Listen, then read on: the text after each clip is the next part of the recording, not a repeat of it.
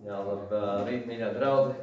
Prieks būt šeit. Tad tie, kas man nepazīst, esmu Valters Siksna, esmu oriģināli nāk no Priekulas draudzes, kas ir tur pie Liepājas. Visu bērnību uzaugu Lietuvā, Ilaiķu baptistu draudzē, kas ir Lietuvas latviešu baptistu draudze. Un tad dzīve pagriez tā, kad es nonācu Rīgā, Maivietas baptistu draudzē, kas esmu šobrīd arī oficiāli skaitos. Un tad esmu šobrīd izsūtījumā uz Brankām, uz Jelgavas pusi, kur mēs sapņojam, vai Dievs lik mums sirdī, ka mēs varētu tur veidot draudzi, tādā ilgtermiņā, bet tas, kā Dievs to ir šobrīd pagriezis, ir, kad es kalpoju principā jauniešiem. Tā mūsu draudžu dibināšana varbūt nenotiek tādā klasiskā veidā no pieaugušajiem, nākot kopā, bet daudz vairāk tieši iziet no jauniešiem. Un tāpēc Aivars teica, ka tu varētu kaut ko par tiem jauniešiem, par bērniem, varbūt kāda ir pieredze tajā visā. Un tas ir tas, varbūt, kur Dievs man ir vispār aicinājis tieši, es jūtu, ka tas tāds mans aicinājums tieši strādāt ar jauniešiem. Un pēdējie 11 gadi, laikam, nav bijis tāds gads šajos 11 gados, kas nebūtu kaut ko darījis ar jauniešiem. Tas, principā, visu laiku ir ap jauniešiem. Arī mans pamatdarbs pašvaldībā strādāt ir vadīt jaunatnes nodaļu, atbildēt par visu jaunatnes darbu Jelgavas novadā. Un, principā, un tad paralēli tam vadīt šo kalpošanu biedrībā tu, kas ir valsts tieši uz jauniešiem un mācīt viņiem par Dievu. Un tad, principā, te ir tas, ka tu lūdz Dievam, saki Dievs, ko tu gribi, lai dara, un Dievs tev ieliek sirdī kaut kādu grupu vai cilvēkus, vai kuriem kalpot, un Dievs tev virzi. Un tas, ko, jā, šodien tā tēma, principā, ko gribu runāt, ir par izvēli. Izvēli, kā izdarīt labāku izvēli. Protams, mums katram ikdienā jādara izvēles, pat īstenībā baigi interesanti, tas iemet vakar Googlē, cik tad mēs dienā izdarām izvēles. Un tur, principā, zinātnieki strīdās, ka tas varētu būt 50,000 izvēlēm dienā, ko mēs izvēlamies, vai kaut ko darīt vai nedarīt. Tā ziņā mums vienāk doma, ko ar to darīt. Tad mēs izvēlamies, vai šito nedarīsim, vai šito darīsim. Vai es esmu brokstījis to vai to, tev vienmēr ir daudz domas, un arī klausēties šodien, esot šeit rīt, tu klausies arī Aivar teikt tajā, ko es ar šo darīšu? Vai es šo mājas ieplānošu un gribu par šo vairāk padomāt, vai praktizēt, vai nē, vai kāds man rezonē, un tu tās izvēles skrien tik daudz. Bet tas, ko es gribētu šodien, uz kurām izvēlēm iefokusēt, vairāk tam lielajām. Jūs piekritīsiet, kad, vai arī es jautājumu formā pagriezīšu to, vai dzīvē ir bijis tā, ka jādara izvēles, kas ietekmē jūs turpmāko dzīvi? Lielās izvēles, vai ne? Visbiežāk tas ir, varētu uzskaitīt, kas varētu būt. Kur studēt? Viena tāda vienmēr, jaunībā, vai arī, kad jūs, mātu pabeidzāt skolu, liekas, ko tālāk? Un parasti ir, visbiežāk nav tā, ka opcijas ir, miljonas. Parasti visbiežāk ir divas. Tāds viskošāk izceļās. Un tad ir tas, kā saprast? Kā izvēlēties? Abas ir foršas opcijas, abas varbūt, vai šis cilvēks ir tas, ko es gribu apprecēt? Arī tur vienmēr ir tas, kā lai saprotu? Un tad ir šī, varbūt tā iekšējā spriedze, kur strādāt. Un tad visbiežāk ir tas, varbūt ir vairākas iespējas, kur varbūt strādāt. Vai veidot savu uzņēmumu, vai iet pie kā cits strādāt. Un vienmēr ir šīs iekšējās spriedzes, kur mēs uzdodam šo jautājumu. Vai arī kāda ir mana doma šajā draudzē, šajā sezonā? Kas ir tas, ko tu Dievs grib, lai daru šobrīd šajā draudzē? Kas ir tava loma manā dzīvē? Vai man sākt šādu kalpošanu? Jo visbiežāk ļoti patīk Kristofera, ko tu minēji par to svētdienas skolas un to savu pieredzi. Saka, hei, es gribu šo nest iekšā. Šis tas, kas man strādā, vai es gribu šādu kalpošanu. Un tu nāc tādu iniciatīvu, un tas, man liekas, ir super, ka ja mēs varam nākt ar iniciatīvām un draudz teikt, jā, mums šis tas, kas mums šobrīd vajadzīgs, un ja tu vari dot savu pieredzi, fantastiski. Es nezinu, kā jums, bet man šīs izvēles var bijušas vēl izaicinājums. Tas nenāk viegli. Tas nav tā, jā, es vienkārši tur studēt, vai es vienkārši šis cilvēks, tas, kas man jāprec, vai šī tā darbieta, kur man šobrīd jāstrādā, vai mainīt darbu, vai nē, tas nenāk viegli. Tas ir biežāk nāk tādam, var teikt, zobu sāpēm, kad liekas, kā lai saprotu, un tad tur ir tā iekšējā cīņa, un tad ir, vai es izdarīju pareizo izvēli. Un tad ir visi šie jautājumi, un visbiežāk, protams, un tas, ko es gribu šodien pakot vaļā un nonākt pie kaut kādiem labiem principiem, ko es redzu Dieva vārdā, arī no mūsu kunga Jēzus Kristus, kas ir tas, kas var palīdzēt tās izvēles pieņemt tāds, var teikt, visefektīvākais, vai izdarīt to lēmumu tādu, ka tu pēc tam kaut vai varbūt tu aizēji galā un saprati, man liekas, ka nebija īsta izvēle, vai es ne tā sadzirdēju, sapratu, bet Dievs pēc ar to kaut ko iemācīja. Bet vienalga, tu saproti, ka tā bija īstā izvēle, kas bija tajā brīdī jāizdara. Un tad es saprotu, ka es ļoti runāju tādā lielā kategorijā šobrīd, bet mēs noprecizēsimies un nonāksim uz tādām kulminācijai. Un šajā rītā es gribu pārunāt kādu rakstvieta ar jums no Lūkas evaņģēlija, tie, kas jums bībeles. Tad, ja es atrodas kalnā, viņš lūdz Dievu, un viņam ir svarīgi izvēle priekšā, kas viņam jāizdara.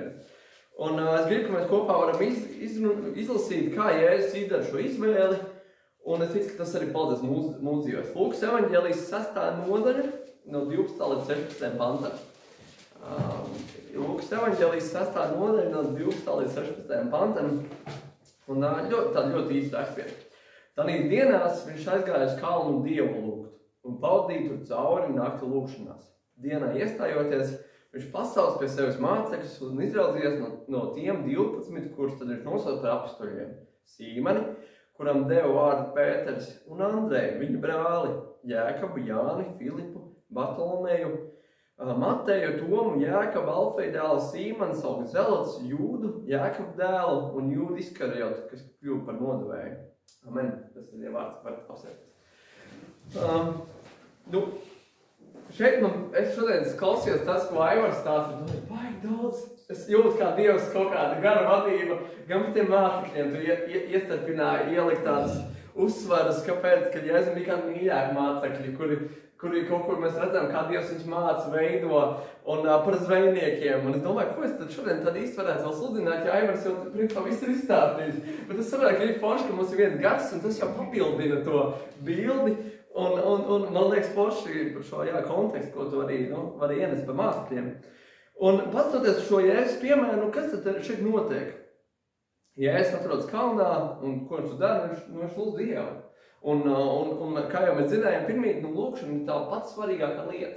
Principā lūkšanā viss izmainās. Mēs kaut kādā ziņā varbūt, protams, es domāju, ka lūkšana mainās arī mūsu sirds, bet tādā veidā, protams, mēs kaut ziņā, varam teikt, aktivizējam, es nevaru tas īstais vārds, ļaujam Dievam darboties vai kaut ziņā dodam viņam pilnvaru, kaut kādā ziņā arī darboties. Un man liekas, kas notiek, varbūt Dievs jau tāpat darbojās fonā, bet tad, kad tu sāc to lūgt, tu sāc pamanīt to Dievu darbu. Un vienkārši redz, kā tās lietas sāk kārtoties. Un es domāju, tu tādu papildus pievērtam uzmanību. Bet skatoties šo raksturvietu, Jēzum jāizdara izvēle, kur būs tie mācekļi, kuros 12 investēt, lai būtu tā, ka pēc tam viņi gatavi šo vēstu nest tālāk citiem. Kad Jēzus zina, kā man dzīve beigsies kaut kādā momentā, man ir uzdevums šeit jāizdara, bet tā vēsts jānes tālāk. Un tad Jēzus tā mērķiecīgi izvēlās, kur tad būs tie, kuros ieguldīt, kur pēc tam nesīs šos Dievu vārdu, un nosauc viņu pēc apstuļiem. Un šodien tās 3 punkti, ko es vēlos jums iziet cauri, ir sekojoši. Pirmā ir par lūkšanu, lūdz, tas princips, otrais ir izdara izspēli, un trešais rīkojies. Jo viens bez otra, man liekas, tu nestrādā tas secīgums. Ja mēs pazūd tas secīgums, jo tas, ko es saprotu, ja mēs rīkojamies, pirms esam to pārdomājuši, parasti tas ir kaut kas sasteigts, un vēlāk sanāk nožēlot.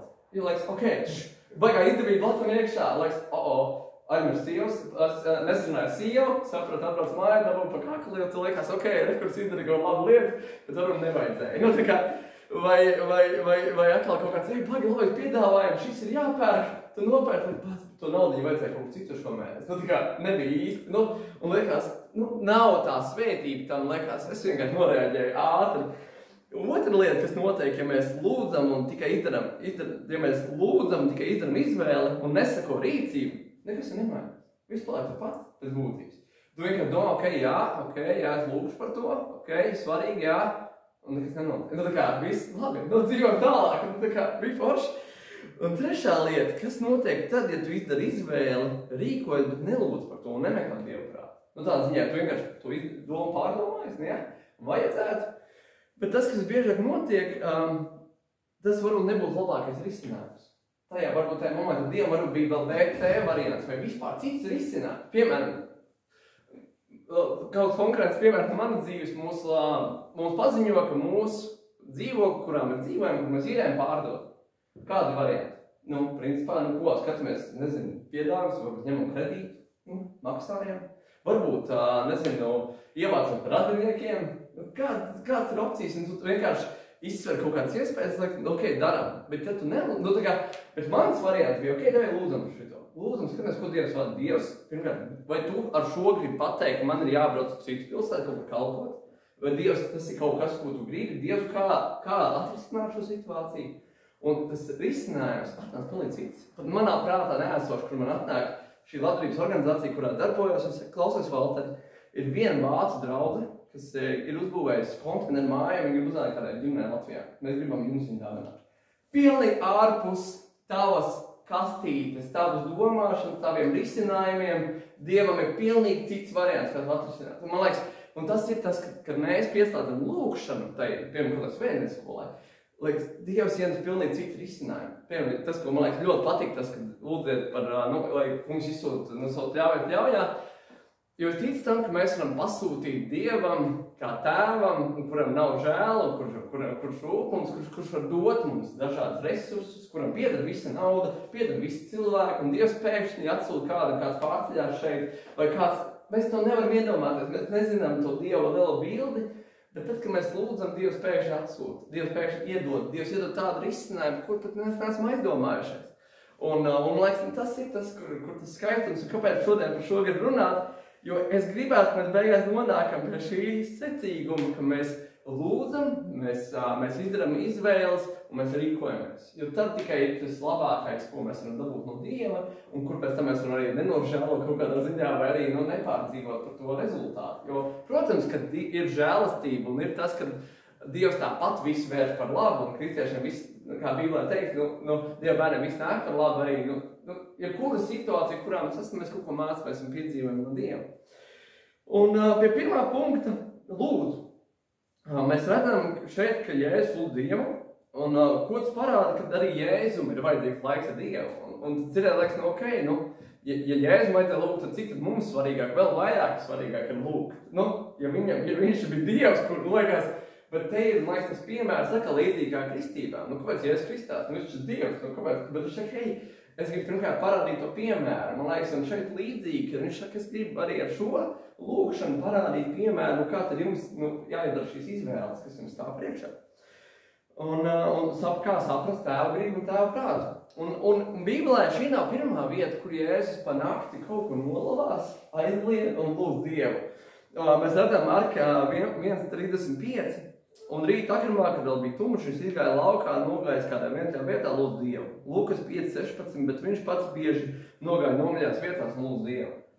Tas, ko Jēzus dara, viņš kalpo, viņš dara visu 100%, bet tajā pašā laikā viņš neaizmirst savā aizņemtībā būt ar tēvu un saņemt gan viņu spēku, gan būt ar viņu tūmā, gan ģenbatas dārzā, pat lasījām arī, kur viņš raud, kur viņam ir arī līdz asins, un kur viņš pārdzīvo, un dzirdam to viņa sirdi, viņš saka, varbūt tas var iet garām, bet es zinu, ka tas ir no tevis, un mēs dzirdam un redzam to labo piemēru, kad Jēzus ir tas līdzīgi, kā mēs, kuriem ir vajadzīgs tas kaut arī mums aizņemtībā nolīst, lai pabūtu ar kungu, un izdarīt kaut kādas izvēles arī savā dzīvē.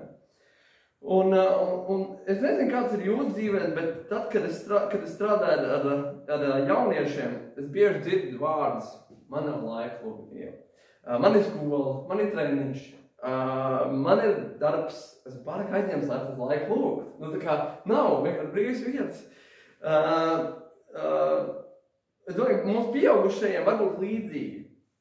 Man ir tik daudz atbildības darbā, man ir tik daudz nogurums, man mājas maz bērni, man ir kalpošana, man ir, ka tas dzīves skrēns ir tik iepakots mūsdienā, 21. gadsimtā, ka mēs vienkārši, liekas, tiešām tas līdzīgi kā Jēzum prasa mērķtiecīgi ieplānot kalendārā, ielikt laiku, kad es būšu kopā ar kungu, un nekam citam neļaut to izjaukt.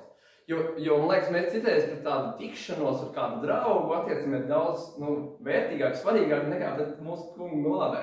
Tādā ziņā arī, ko es to domāju, ja mēs ieplānosim ar sievu doties randiņā piegrienā tikos, tad mēs iesim tur un būsim. Bet vai mēs ieplānojam šo laiku ar savu kungu, kas saka, ok, 7 rīta, ja es teiktu, benzīna tankā pie kafijas un runāsim par to, kas notiek. Man liekas, ja mēs neieplānojam, tas bieži tas aiziet garām. Mēs vienkārši, protams, viens ir, ka mēs jau tāpat ikdienā mēģinām runāt ar Dievu kādu brīdi, ka mēs ejam skrējienā, ka mēs darām, ka mēs atceramies, bet arī šo mērķiecīgo laiku, līdzīgi kā var Jēzum nolīst klusumā, kalnā, uzkāpt vai kaut kur, viņi ir jāieplāno. Un ja tu zini vēl, ka tu stāv priekšā izvēle, es domāju, ka ja es zināju, ir īsti pēdējais brīdis, kad vienkārši jāizvēlas mācekļi, ja mēs ejam tālāk un tagad būs actions. Es saprotu, ka man ir jāieplāno laiks, varbūt ir nebija plānotājs, bet jāieplāno būt ar kungu un izlūgt no viņa un saprast. Un vienreiz dzīvē es esmu šo praktizējis pa nakti lūgt. Nav viegli, es godīgi teikt, ka tu mēģini visu nakti lūgt. Miegs ir tā līdzīgi, kā tu teici mācekļiem, tur ir miegs lielākā, dravāk, tu saprati, ir tik grūti pa nakti lūgt. Un tas nav viegli. Un es domāju, nevienmēr tā atslēga ir tajā ilgumā, cik daudz vienkārši tajā ieplānošanā tā laikā, ka tu atrod to mērķiecīgo laiku. Jo nav jau mērķis vienkārši palikt visu nakti nomodā un vienkārši visu vakaru nolūgt, varbūt pa visu, tā ziņā. Nevienmēr vajag 8 stundas var lūgt. Pieteic idejas pusstundu pabūt kopā ar kungu, ka tu jau saņem tās atbildes, kas tev ir vajadzīgs. Bet tas vienkārši, ka tu apzinies, ka tev to vajag un ka tu ieplāno. Un tas draudz, kas notiek, kad mēs atstājam šo laiku tādā otrā plānā ar kungu, mēs, gribētu teikt, mēs tādi kristieši ar savu dzīvi, bet bez tāda Dieva spēka. Visi jau ir forši, mēs jau ticam kungam, nekas jau mainījies, bet nav jau tas spēks, nav jau tas prieks, nav jau tas gara auglis, prieks, mieru, laipnība, izturība, pacietība. Un mēs redzam, ka tas jau tā neizpaužās no mums. Un ka mēs vairāk dzīvojam miesā, dzīvojam kaut kādās kārdinājumos, vairāk paļaujamies un krītam grēkā kaut kādās lietās, ka mēs redzam, bet nav jau tas spēks, nav jau tā duka, nav jau tā, arī enerģija, tā ziņā, nest to Dievu vārdu, un arī tas varbūt tās dalīšanās prieks ar citiem nav no kā dalīties vairs. Tev nav, jo Bībele saka, no sirds pārpildības mute runā. Un es domāju, tas arī ir. Tad, kad mēs dabiski meklējam Dievu gribu, ka mēs esam viņa klātbūtnē, lasam Dievu vārdu, mēs piepildamies ar to garu, kaut ziņā. Un es vienmēr teicu, ka tas svētā gara spainis ir cauris vienkārši. Un principā, tu vienreiz uzpildies, ar to jau nepietiek. Atkal viņš ir jāpiepilda. Un ir tie caurumi, pa kuriem tek ārā. Un tas dažādas lietas, man liekas, mūsdienu pasaulē, kultūrā, kurā mēs dzīvojam, dažādi kārdinājumi, dažādi dzīves situācijas, kas izsūc no tevis. Un tu vienkārši tev var uzpildīties un pieliet klāt. Un tāpēc šis ir ļoti svarīgi. Un tas, ko mēs no tā varam ņemt, ka ir ļoti svarīgi, ka mēs staigājam ar Dievu, pieņemam labus lēmumus, saskaņā ar Dievu gribu un pavadam šo mērķiecīgo laiku. Un man arī, piemēram, kad studēju par mācītāju Baltijas Pastotālajā institūtā, man bija kursbiedrs, kuram bija 5 mērķis. Un tikai vecākiem, lai ir kaut kāds 6-7 gadi, un tad tu viss pastrīd, un tu saproti, un es saku, kad tu atrod laiku Dievam, kā? Šik reāli par nakti. Mans vienīgais laiks Dievs par nakti, tas ieplānojam, tas vienīgais brīdis, kad bērni neizmiguši, kad es reāli varu tam laiku veltīt. Man liekas, tāds labs piemērs, ka tu redzi, kad izējies no tavas situācijas, tev jāatrod tavs risinājums, kas tev darbojas, kas ir tas kambars, kur tu esi ierīkojies konkrēti vietu un laiks, tādā ziņā. Jo man ļoti patīk, man liekas, tas bija Bils Haibls, kas to teica, ka tam lūkšana kambariem mums ir jābūt konkrētam vietā, noteiktiem konkrētam laikam. Tā ziņā, ka tu zini, ka tā ir tavs lūkšana kambars, tas tavs krēsls, kur tu vienmēr lūdz par laiku, ka tu vienmēr konkrētā laikā būsi. Un ka tas tev motivē un kaut kādā ieliek disciplinē arī tam veltīt laiku. Un par tādām izvēlēm, kas ietekmē man dzīvi visvairāk un kā es pieņēmu kaut kāds lēmums, es gribu jums izstāstīt pāris liecības. Es domāju, tas varētu ilustrēt vislabāk. Uzaugot, es augu kristīgā ģimenē, man abi vecāki kristieši, abi mīl kungu.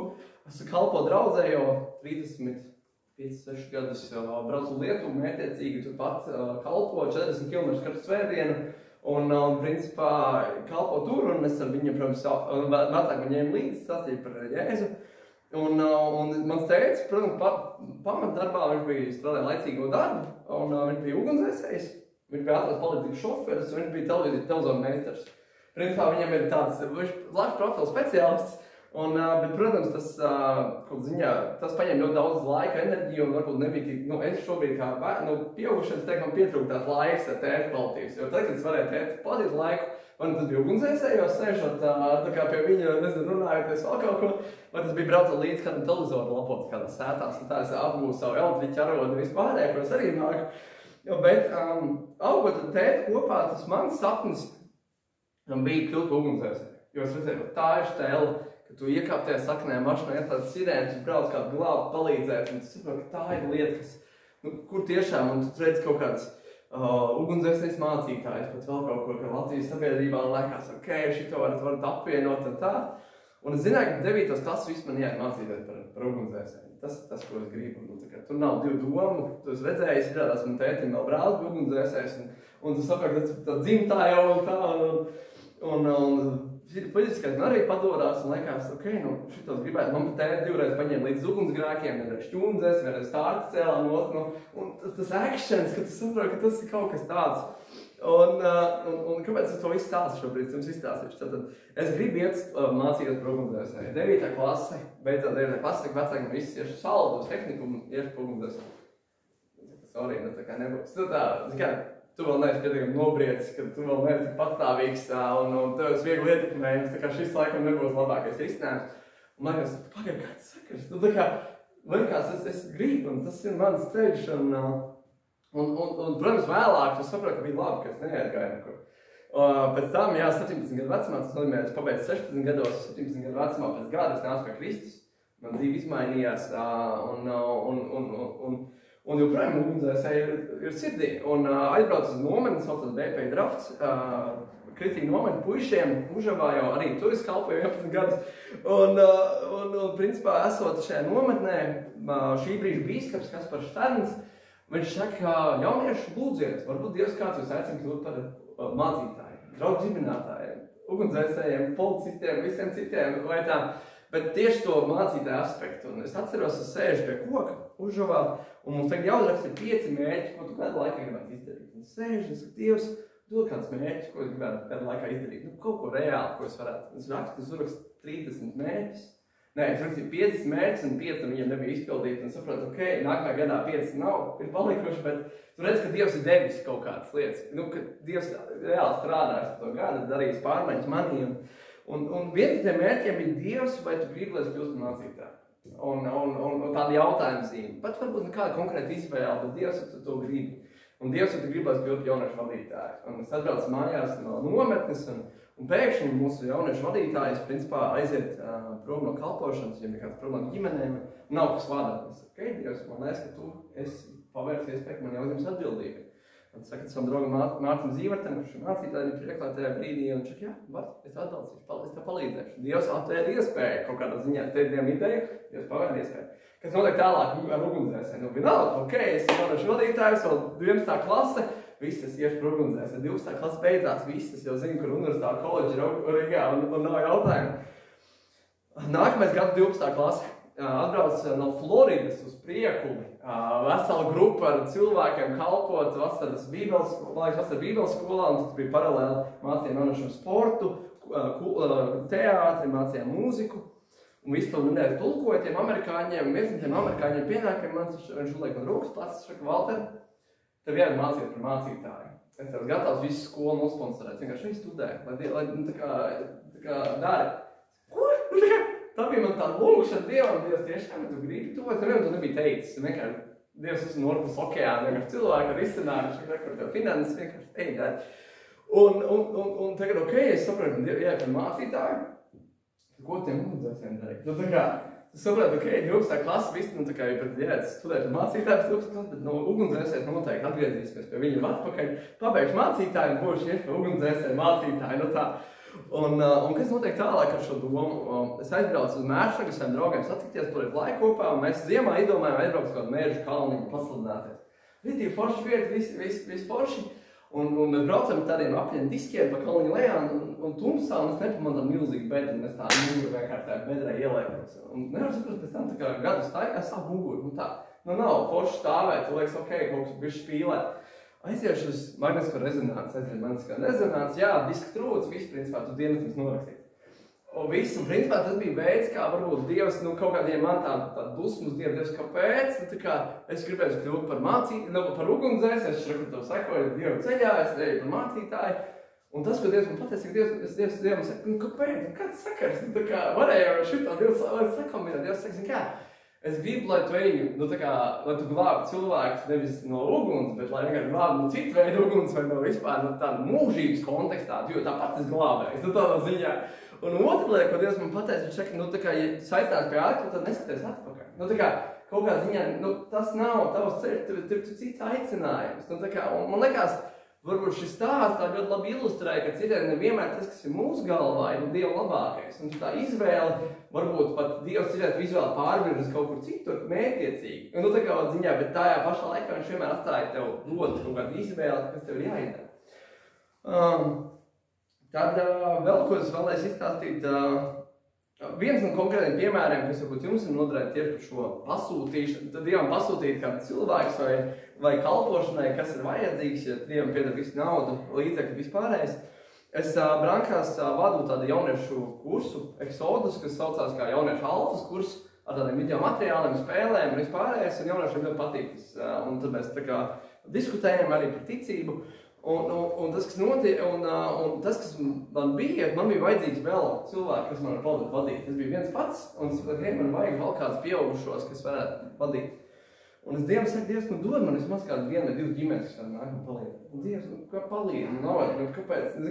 Es viens nevaru. Man arī, līdzīgi kā mēs dzirdējām, svētdienas skolu vadīt pa vienam nav baigi viegli. Un jebko vadīt pa vienam ir ļoti grūti.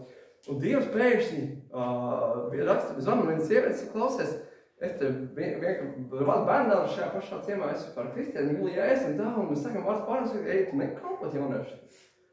Kā tu zināji, es tieši biju lūgus Dievu, vai Dievs dod iespēju kalpot jaunieši. Un tad Dievs pēkšņi saliek kopā šīs bildes, lipina, pieved, un tas ir tas, ka tu vienkārši Dievam saka, Dievs man ir vajadzīgs. Tu lūdzu, es vienmēr lietošu ilustrācijā ar atvērtu roku, un tad Dievs var ielikt, man paņemt no viņas. Un man liekas, tā ir tā galvenā, ka Dievs mēs iekrampējamies, Dievs man vajag, un tikai šitā un tikai tā, bet Dievs dod risinājumu, Dievs atrisina, Dievs mums ir vajadzība. Redz, mēs gribam svētdienas, ka Dievs risina. Un saka Dievam, varbūt tāda risinājuma, kur mēs pat nevaram tikai atskatīties, pēc tam liekas, ka tur bija Dieva plāns. Un man liekas, vēl tāds trakākais tāds manā dzīvē, kas gāja varbūt tādu ilgāku posmu, bija par kāzām un par precēšanās ar savu sievu Laumu. Jo Dievs ļoti skaidri man sievu runājas, ka viņai būs man jāprec.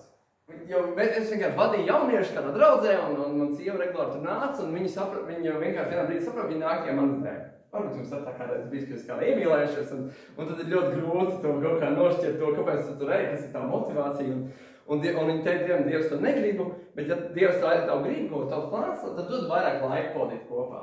Un nākamajā reizē pieeja, viņš saka, klausies, man ir jāiet praksē tavā draudzē nākamā gada, mēs būsim kopā, varēsim kopā kalpot.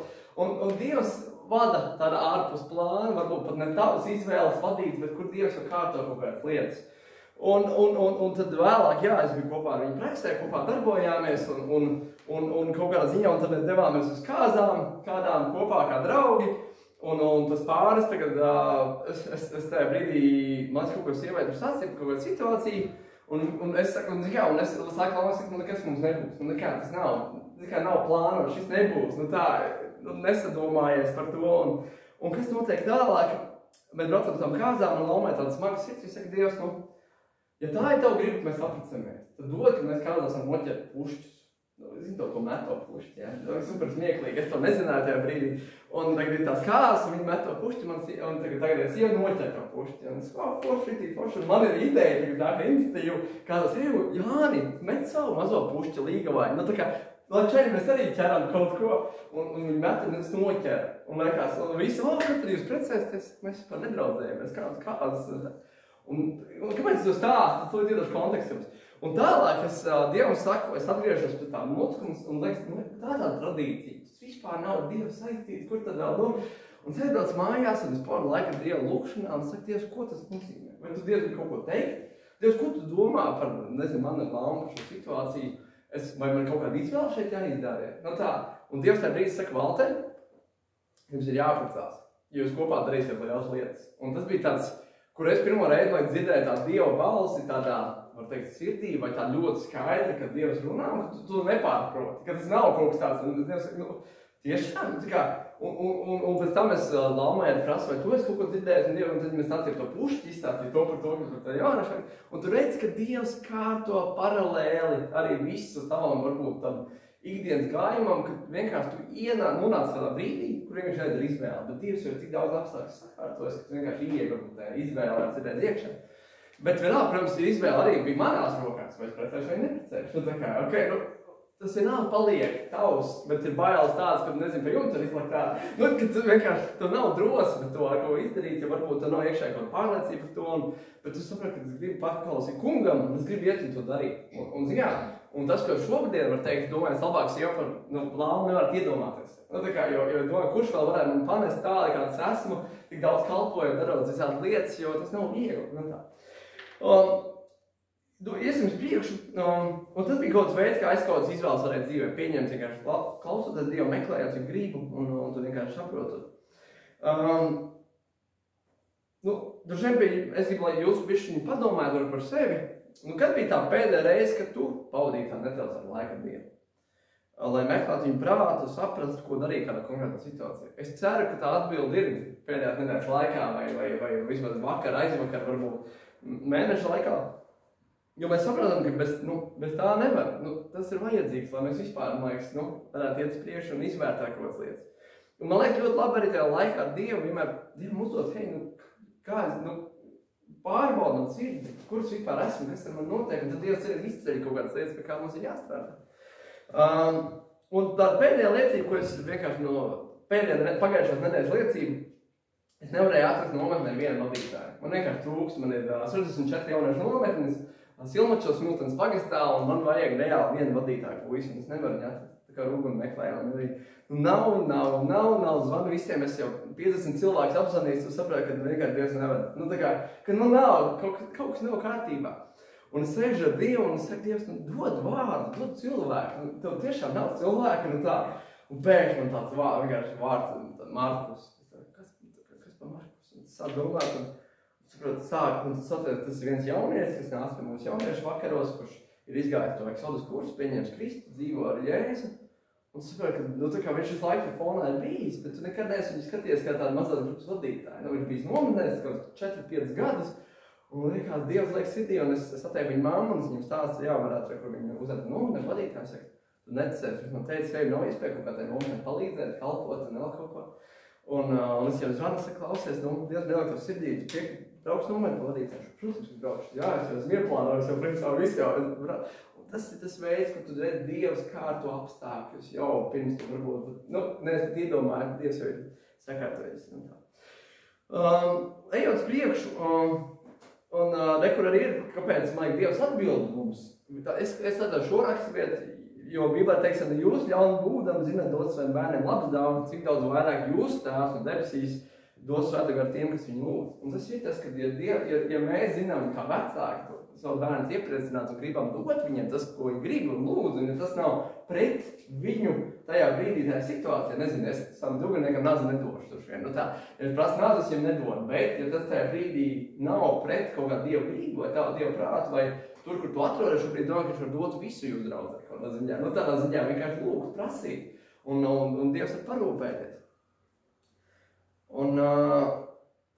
Virzoties tālāk, mēs redzam, ka ir šī lūkšana, bet tas, ko man liekas, mēs visi varam vienot būt, ka mēs nevaram palikt tikai pie lūkšanas. Tādā ziņā, ka mums ir jāvirzās tādā ziņā uz priekšu, un kaut kas arī ir jādara, kaut kāda mūsu atbildība tajā visā iet. Un droši vien jūs zināt šo evaņģēliju slaveno raksturvietu, lūdziet, meklējiet, klausiet, jums tiks atvērts. Un tas arī ir ļoti līdzīgs princips, līdzīgi, kā mēs šodien ejam cauri, lūdzu, izvērtē rīkojies, tur ir lūdz, tu meklē, tu skaties iespējas, un tu vienkārši klaudzini un skaties, vai tas atvērsies, vai tas notiks, vai nenotiks. Un tāpēc tālāk ir šeit arī mēs redzam, ka meklē, ka tur ir darbība, ka tu esi lūdzis, tu meklē. Un tad tālāk, kas notiek, ka tev jādara šī izvēle, ir tikai Jēzu un par mācekļiem, ko es izdarīšu. Tagad jādara izvēle, jāsāk meklēt, jāsāk domāt par šo dziļāk. Un kā tad mēs varam izdarīt labu izvēli? Pirmkārt, mums ir jāsaprot, vai tā ir Dieva griba vai nav. Principā ir kaut kāda ideja, mēs to sākam lūgt, un tad tu gribi saprast, vai tas ir no Dieva vai nav. Un kā tu vari saprast to un uzzināt? Jeremijas grāmatā 33. nodaļā, no 2. līdz 3. pantam ir rakstīti tādi vārdi, Tā saka kungs, kas rada, veido un dibina zemi. Kungs ir viņa vārds. Sauc mani, un es tev atbildēšu. Un es tev vēstīšu tev lielas un apstātas lietas, ko tu nezini. Un es saku, tas ir apsolījums, kas saka, sauc mani, es atsaukšos. Un tev atklās lietas, ko tu vēl nezini. Un es jau varu teikt, Dievs, tavu vārdā ir apsolījums, tu to saki, un kad es varu to saukt, tu atklāsies, un man dos ko teikt. Un es to savu dzīvi teikt, ka Dievs runā. Un kā Dievs runā, un es gribu atpakot, visbiežāk Dievs runā ar Dievu vārdu. Tā ir populārākā vieta, kur Dievu var atrast tad, kad ir kaut kādi jautājumi, kā rīkoties. Un citreiz tas pāns varbūt kontekstā nav par to, bet tik ļoti ieliek tev vārdus kaut kādus, ka tu saproti, ka tas ir tas, kas man ir jādara. Nav jautājumu. Konkrēts piemērs. Biju nometnē BP drafts, un nākamais līmenis BP draftā ir doties kādā pilsētā kalpot. Es tajā gadā biju 2 nometnēs, biju vēl 3. nometnē iespējami, bet nav jau vairs enerģijas vienkārši. Un es pārēju mājās un skatos kaut kādu multeni datorā un ienāk mammu, kāda tā kristīga mamma. Es saku, kāpēc tu nelas bībeli, ko tu stulbi skaties? Tā kā iedies no tādas sērijas. Un es atradu bībeli vaļā, un es to nometni domāju, un es lasu, un tur rakstīts ejies, es nezinu, citās pilsētās. Un tas ir stāsts par to, ko ir 3. līmenis, kāpēc mēs tur braucam, lai mācītu Dievu, un Dievs ļoti skaidri uzrunā savā vārdā, visi tur jābrauc. Tā kā šogad. Un es domāju, es nebūtu aizbraucis tajā gadā, jo tas bija tas gads, kad es izgāju visu drafts un sāku vadīt jauniešu. Tas iedod man tādu pieredzi, tādā misijā, vienkārši domāt par misiju, ka tas man vēl vairāk sagatavotam aicinājumu. Un tas ir tas, kad vienkārši lūdzu Dievs, ko tu gribi, lai dara, kāda ir šī situācija, kā es varu rīkoties, kā man darīt, kas kā. Un Dievs pēkšņi var tos uzrunāt. Izskaies man kaut kāda izlats pancēta, kā tu teici, pēkšņi vienkārši no visa fona. Otrā lieta, kā Dievs runāja caur cilvēkiem. Kā es minēju, šis amerikānis, kas šodien pie manis no Floridas, un tas Valters ir mācītāji. Tas ir viens veids. Kā vēl šo par cilvēkiem var attiecināt? Iet prasīt dievbijīgiem cilvēkiem. Dievs, vai tas ir no tevi? Vai tas varētu būt no Dieva? Šī situācija, vai man šāda, piemēram, jo tad, kad es sāku brautāt ar savu sievu laumu, un es gribēju saprast, vai tas ir no Dieva, ka mums ir jāprasās, es aptaujāju kaut kāds nepārts pilnāri 15 cilvēkus, izstāstīju visu situāciju, kā Dievs man runājis, vadījis, un prasīju, kā tev liekas, tas ir no Dieva vai nav. Un viss teica, kā viens. Nebija neviens cilvēks, kurš teica, Valter, tas nav no Dieva, tā kā nedara to. Kamān, viss teica, reāli, tas ir no Dieva, tev jāprasa, tu nav jautājumu. Un iekšā tur ir tāda stress, nemieris par to, vai tiešām, bet tāds mieris ienāk no tā, ka tu paprast dievbijīgiem cilvēkiem, vai tas varētu būt no tā kungs. Trešā lieta, caur apstākļiem, kad Dievs atver vai aizver durvis. Ko es to domāju? Cirēt, tu mēģini kaut ko darīt, sākt, par ka nevedās. Vispār, tā, ka tu liekas, gribi sākt svētdienas skolu, bet liekas, kaut kas nešķīm. Tā kā, vai nav finansēm, vai nav skolotāji, vai nav kaut kas, ka tu liekas, vienreiz, protams, dažreiz tas ir vienkārši kaut kāds, ir jāpārvar tas kaut kāds, arī, var teikt, tāds cīņa aizcīņa, bet citreiz arī tas, ka tu jūti, ka nav īstais laiks, ka tev varbūt trūks kaut kāda resursi, un ka Dievs saka, varbūt nevis sākt oktobrī, sākt decembrī, kad Ziemassvētku dievkalpojums, ka tev idejiski. Un tu saproti, ka decembrī būs īstais laiks, ka Dievs nobīda, nevis atceļ to procesu, bet nobīda, vai veids kāds korekcijas. Un manā dzīvē tas ir bijis tieši tādā, par apstākļiem runājot, man bija jāizdara izvēle, kur iet praksē. Man piedāvāja mājvietu draudz Rīgā vai uz Ādažiem, kur ir bīskaps Kaspars Štērns, un viņam jau bija plāns, ka es tu izveidu jauniešu centru uzbūvēju, tad visu kaut kādu lielu darbojos, visi ar jauniešiem. Vai arī man iet praksē, kuras var vairāk mācīties, būt ar kopā ar tiem mācītājiem, draudzēties, redzēt draudz piemēru. Pieredze vairāk tādā vienkārši varbūt pasīvā veidā, bet nebija viņš pasīvs. Un tad Dievs teica, Dievs, kā lai es izšķiros? Varianti tā fantastiski. Un es lasu Bībelē kādu stāstu par Saula dēlu, kas Saulam bija dēls, ķēniņam vecajā darībā. Jonatāns. Jā, paldies. Par Jonatānu, kurš Sauls tiek atmests, un Jonatāns tiek iet karot ar tiem, kas tur liekas bija filistieši, vai kas viņam bija, nezinu, kas mājas, jā. Un tur ir tas stāsts, kur viņš saka, Dievs, ja tu esi ar mums, tad lai viņi sauc mums augšā, mēs viņus caps. Dievs, neesi ar mums, lai nāk vaļā nokauj mūs. Un viņš lūk tad zīmes, konkrētas zīmes no debesīm, lai Dievs dod zīmi. Un tajā brīdī Dievs man saka, Valter, lūdzu pēc zīmes. Ko nopietni, pēc kādas zīmes un lūk, ko es nevaru ietekmēt. Un es prasu mācītājiem Ģita Mašnevicam, Mīlāna draudzēs tajā brīdī bija un kalpoja, palīdzēja. Un viņš saka, pēc laikapstākļiem ir lūgt. Laikapstākļus es nevaru ietekmēt. Es pats tādu prognozi. Visi dienas saulains būs, viss skaidrs. Dievs, ja tu gribi, lai es mājvietu draudzi, dod rītdienu lietu. Dievs, ja tu gribi, lai es parīt, ja tu gribi, lai es reizi ātri, dod parīt lietu. Un es neticēs. Nākamajā dienā eju uz savu draugu, zils debesis, pēkšņi zils debesiem lietas līdz. Un tā, kas tas ir? Nu, kāds var būt? Vienkārši. Un savam draugam Jānim, es saku, Jāni, lietas līdz. Nē, smidziņi jau tikai. Nu, tā. Bet priekš manis, nu, tas bija tik ļoti tāds, nu, Dieva apstiprinājums. Nākamajā dienā bija pilnīgi sausums, vispār lietas, nekā, ka Dievs var pat tādas lietas ietekmēt un atklāties tādā veidā. Jo es ticu, ka Dievs ļaujas arī pārvaldīties, ka Dievs grib tev atklāt, ka Dievs negrib to slēpt. Un, protams, es domāju, ka šo variantu nevar vienmēr izmantot, bet kā viņš kā iespēja, Dievs tev runā, ka tev tas ir jādara, nu, tu to vari darīt. Kā vēl caur sapņiem un vīzijām? Es droši vien dzirdējuši, ka es lūdzu par kaut ko un pēc Dievs sapnī atklāja.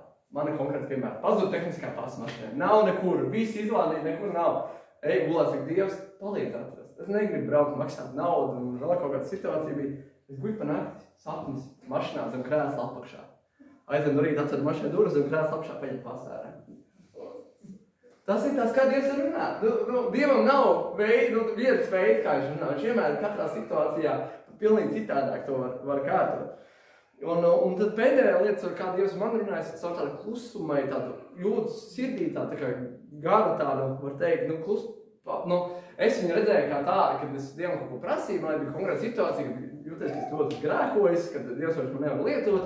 Un Dievs saka, Dievs, ko tu gribi man teikt? Un es aizveru acis, un es jūtu redzēt tā kā Dievu pavadienu, un es dzirdu balsi, tu esi man mīļais bērns, ko man labs prāts, es gribu tev lietot. Un tajā brīdī tas man bija tas, kas man bija jādzird, lai es varētu vispār kaut kas priekš kustēties, jo es biju jūties tik, es nezinu, vai sagrēkoju, izdarījis kaut ko tā, kas Dievam nepatīk, un liekas, ok, nē, Dievs joprojām grib lietot. Ka šī klusā balss, varbūt, kas pat nav rakstītajā brīdī Bībelē, kaut kas no, šis var bija no Bībele, bet dzirdēt, Dievs ļoti konkrēti runā tādā klusumā, tavā sirdī. Un es ticu, ka Dievs arī jūs katru grib runāt. Un Dievs var atklāties šādos veidos, un varbūt vēl pat citos veidos, kas pat nav pieminēti. Bet tas jautājums vienmēr ir, vai tu klausies? Vai tu klausies, vai tu meklē atbildes, vai tu gribi sadzirdēt no kunga? Jo kur ir tā, man liekas, tā ļoti bieži tāda, man liekas, bāža, bet tāda bīstamība, ka mēs bieži lūdzam, tad liekas, ok, labi, palūksim, labi, gan jau Dievs kaut kā atbildēs. Kad mēs neuzliekam Dievs, mēs gribam sadzirdēt. Un man ir brāļi Kristū, kas pat mājās paņem būvniecības austiņas, un pusstundu vienkārši šeit klusumā klausās, un tur nāk ārā cerēt kaut kas tieši, kur viņš jūta, ka Dievs runā. Tas pat ir veids, kā tev var kaut ko mētietīgi sēdēt un klausīties, vai iet pastaigā. Tas, kas man darbojās ar lūkšanu pastaigas, vienkārši šeit pa pilsētas lūdzu Dievu, klausos, un Dievs, ko tu gribi teikt, un pēkšņi nāk kaut kāda vārda vai doma, un arī tādā veidā tas var notikt.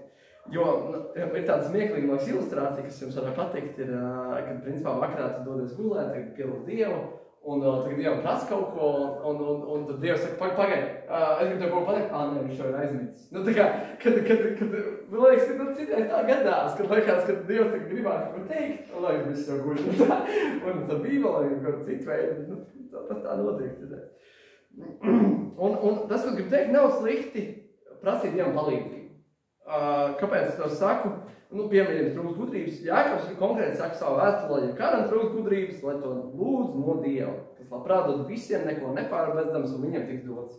Dievs ir gudrības devējs. Dievs var dot gudrību, tā kā viņas trūkst, un mums nav jābaidās viņu lūgt.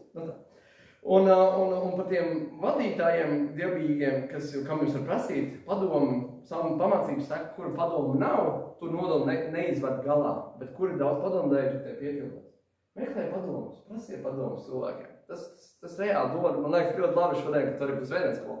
Hei, jums ir kaut kas, nesiet iekšā stāstiet, nāciet, palīdziet, darām kopā. Prasiet padomu cilvēkiem.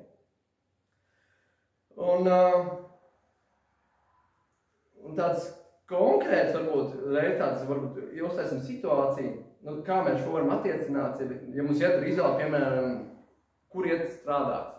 Kā tad darīt? Ja mēs gribam saprast, kur mums iet strādāt, un mums nav darba, mēs gribam to lūgt, Dievs to nav darba, kur strādāt. Otrs ir, ka man jāiet un jāskatās sludinājiem cauri, jāiet ar brāļiem, jāiet ar cilvēkiem, hei, klausies, vai nezinu kaut ko nevajag darbu, vai nevajag kaut ko. Trešā lieta, ko mēs varam darīt, ir iet un, principā, bungāt un principā, ieteikt cilvēkiem teikt, klausies, ko man ieteic, ka tev varētu darbs, vai tu, nezinu, meklēji darbu, vēl kaut ko, tu sāc zvanīt, vai sūtīt CV, vai vēl kaut ko, un tad tu vienkārši ir šo, ir ar interviju. Un tas ir, es gribētu teikt, tāds 50% Dieva un 5% cilvēku darbs. Tas nav nekad viss 100%. Ļoti reti notiek tā, ka tu lūdz Dievu, tev vispār ienāk atveda durvis, man tev ir darbs. Nu tā, tas ļoti bieži ir gan mūsu, gan Dieva sadarbība, lai kaut kas notikt arī. Nu tā.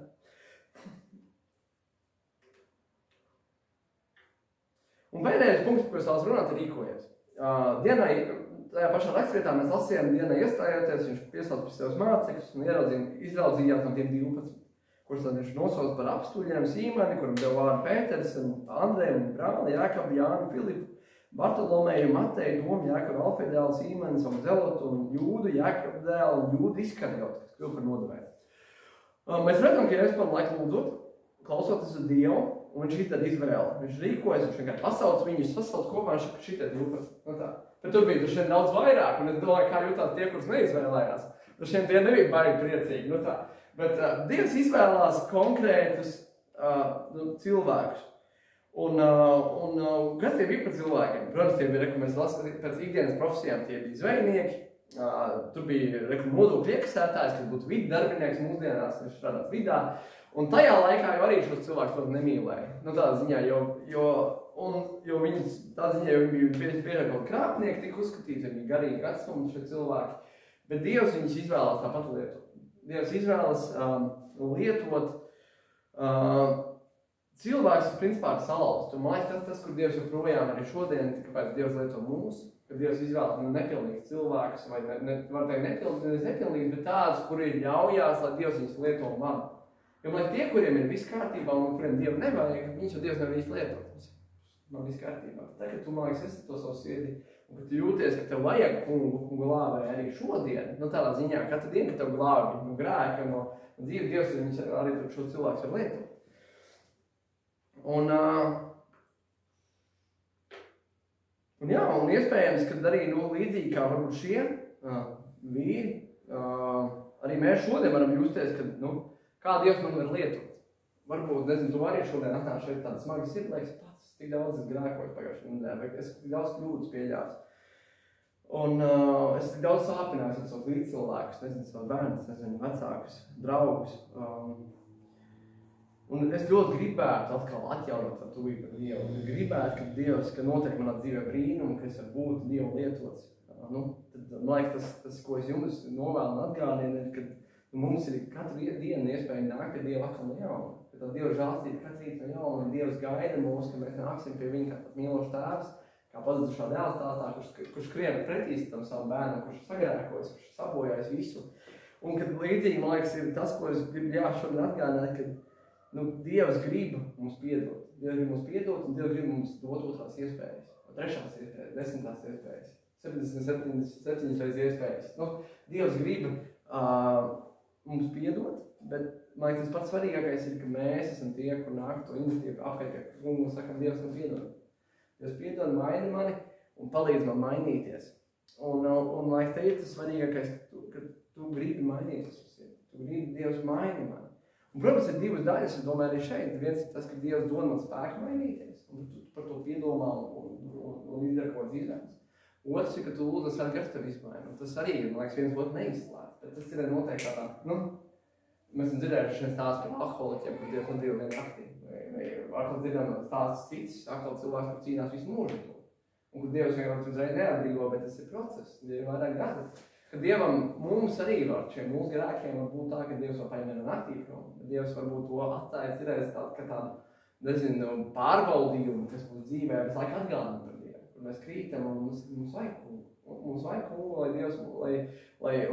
lai Dievs mūs izvedam cauri un Dievs dod to spēku iet cauri tiem kādiem.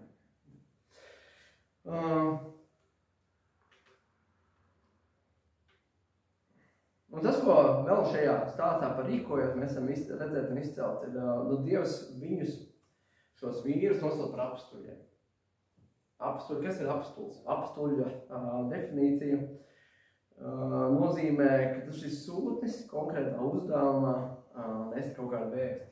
Un kas tā vēsts, tā ir šī Dieva glābjošā vēsts, ko Jēzus nāk un nomirst par katru vienu pie krusta, atdodot savu dzīvību, lai mēs varētu tikt glābt. Lai mēs varētu tikt glābt, lai mūsu dzīves varētu tikt izmainīts, lai mēs varētu nonākt debesīs un būt kopā ar viņu mūžīgi, Tas ir tā labā vēsts, kas dod mums šo jauno iespēju dzīvot no jauna, šo jauno dzīvi, dzīvot citādāk un cerēt šo augšanos. Un tā ir tā vēsts, ka mēs ticam, ko sūta apsturi, kas ir atnākusi joprojām mums, ko mēs nesam arī tālāk, jo tas, kas dod spēku, kas izmaina šis Kristus upurs, šī Jēzus spēks, kas nāk ar to, caur kuru mēs varam iet pie Tēva. Jo mēs redzam, vecā darībā tas tā nebija. Vecā darībā tad jāupurē. Okay? No savu lopiņu vedam upurējam par mūsu grēkiem. Kad šeit ir tā pieeja par taisno pie Tēva katru dienu. Mēs Dievu klātbūtni varam piedzīvot katru dienu, un tur mēs esam nojautas Jeruzālēm. Tādā ziņā, kad mēs esam būt šeit draudzē vai mājās ar kādiem brāļiem māsām lūgt, un mēs piedzīvojam Dievu tuvu. Vai esam viens pasaules ar Dievu vārdu. Un tas interesantākais, kas šeit notiek, Jēzus maina vārdus. Un liekas, kas ir? Tā kā liekas normāls vārds Pēters. Tā kā Sīmani nosauc par Pēteri, jo Pēters nozīmē klints. Liekas, kāpēc tā? Vai vienkārši nevar atstāt viņu vārdus? Mamma deva vārdus, mums vārdus, kur problēma? Bet nē, viņš jau maina viņu ar kaut kā mērķi. Viņš saka, hei, bet uz tevi Kristus, Dievs cel savu draudzi, tādā ziņā, kas nozīmē klints. Un, jo viņš dod šo jauno identitāti ar uzdevumu, kad viņam būs jāveido draudzi, jāstāst citiem par Dievu, kad Dievs uz viņa cel draudzi, kad Dievs darīs to darbu. Man liekas, tas arī citēdam, par to vārdu klints, uz kuras celš šo draudzi, ka Dievs ir tas, kas ceļ draudzi. Viņš jau pats neko. Tā kā Pēters vienkārši bija gatavs iet un kalpot un mesties ar tanku un lekt un darīt, bet Dievs bija tas, kas lieto viņu, lai celtu draudzi. Un te ir, man liekas, tas, kur mums ir jābūt gataviem, ka Dievs lieto mūs, lai mēs celtu draudzi. Un tas arī mūsu uzdevums, tiešām pat kā apstuļiem to dienu, darīt par mācekļiem. Jūs zināt, lielo Pāvēlu no Mateja evaņģēlija 28. nodaļas, no 8. līdz 20. pantam, kur teikts, Jēzus piegāja klāt tiem, un šak, man ir dota visa vārda debesīs virs zemes, tad ejiet un dariet par mācekļiem visu tautas, tās kristīdām, Tēva dēla un Svētā gara vārdā, tās mācīdām turēt visu, ko es jums esmu pavēlējis. Un redz, es esmu ar jums ikdienas laika beigās. Šī pats pavēle arī mācekļiem, arī mums. Tāpat darīt par mācekļiem, un tāpēc mēs gribam svētdienas skolu, tāpēc mēs gribam jaunieši, tāpēc mēs gribam nest šo draudzes vārdu pilsētā, svētīt pilsētu, kā mērķi, darīt par mācekļiem, parādīt Kristu, mācīt to vēsti, ko es mācīju cilvēkiem, lai dzīvo ar, pazīt to savu glābēju, viņam ir iespēja būt attiecībās ar kungu un dzīvot pēc vērtībām, kas principā ietekmē sabiedrību uz labu. Kaut ziņā arī skatoties varbūt tādā kontekstā.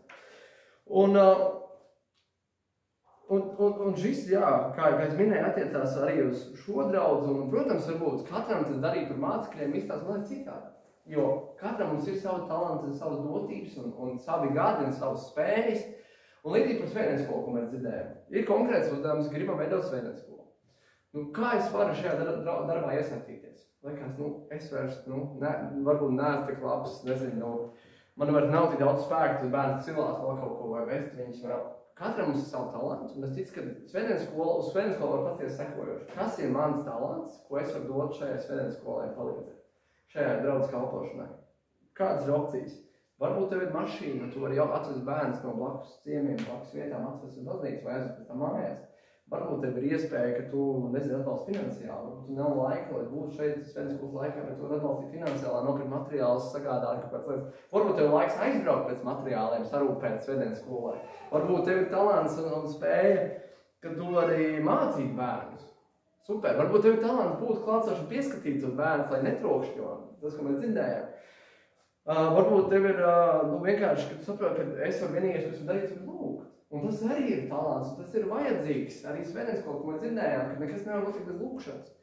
Un mēs redzam, ka mums draudzē ir tik dažādi talanti, tik daudz dažādas iespējas, laiks, cik mums katram, ko mēs varam veltīt, bet katrs ir nozīmīgi. Un kopā saliekot to darbu, tā svētdienas skola būtu pilnīgi citā līmenī.